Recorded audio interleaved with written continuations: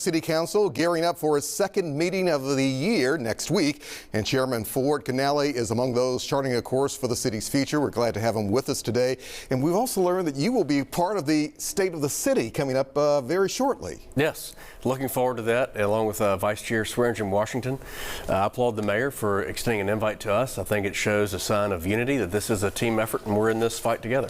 We have a big fight, a lot of things going on in the city, as you well know. Absolutely. I have to get your reaction about the Church of God in Christ moving its holy convocation to St. Louis again in 2026. What are your thoughts there? How does that impact us as a city? It does impact us greatly. Very saddened to hear that news. We are certainly grateful for all the years that they have chosen Memphis and enjoyed our great city.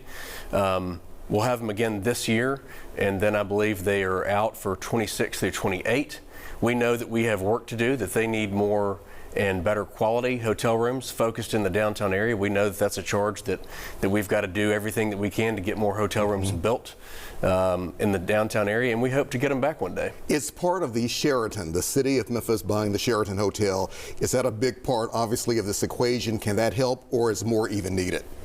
Even more. The Sheraton, absolutely. But I think that just scratches the surface. There's no doubt that the Sheraton and the condition and that it is in today probably turned off some convention goers that looked at Memphis and probably chose another city over us. That has got to be top priority, but then we also need some other hotel rooms. We also know a lot of folks with Kojic, when they come from out of town, they use MATA, they use the trolley system. And as we well know, MATA has really been experiencing some huge problems as of lately, which have really kind of come to everybody's attention.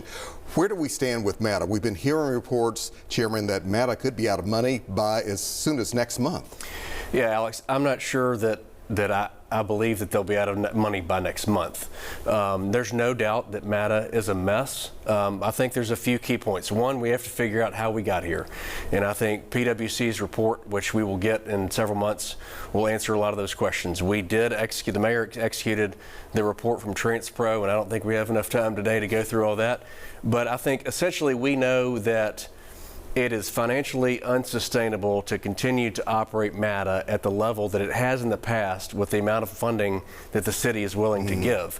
Unless the county is willing to match our funding, which I'm sure they're not, then we have to reimagine MATA, that the fixed route buses are great in some areas and not so great in others. I'm sure you've seen buses travel throughout the city that are empty. So MATA has to be reimagined as a whole, and I think that there can be some new ideas through TransPro.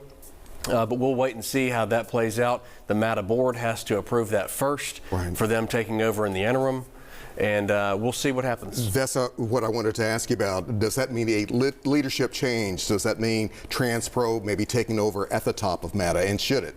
Well, that's the proposal that the MATA board will take up, and it's for the interim. It's not permanent, and it's a step towards trying to find a new model to operate MATA that's financially sustainable going into the future, and it's refocusing its true mission, which is on the ridership and getting people around the city in an effective manner.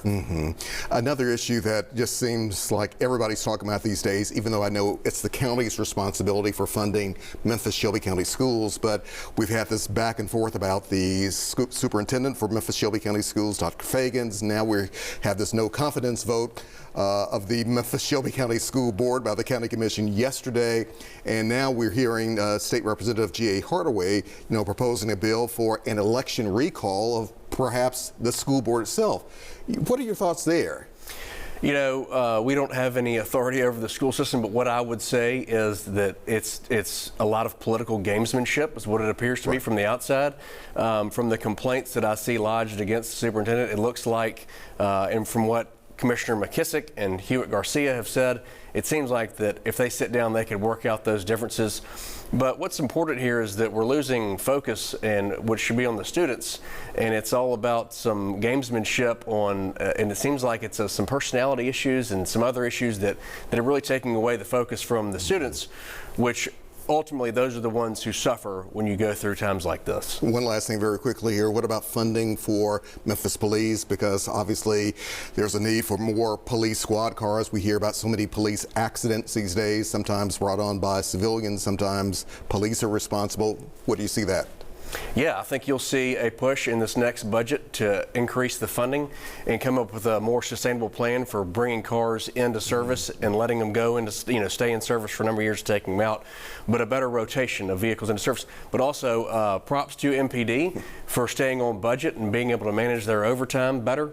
Right now they're budget neutral, so they, last year we had to influx some cash at the end, but it looks like that we're on track to stay on budget with MPD. But obviously, yes, we have to get the police officers what they need in order to do the job, and part of that is vehicles. And it also goes with the fire department. We have too many fire trucks that should have been taken out of service that are still running on a daily basis. All right, Jay Ford Canale, as always, thank you very much. Thank you, Appreciate Alex. you being here. Always Hope good.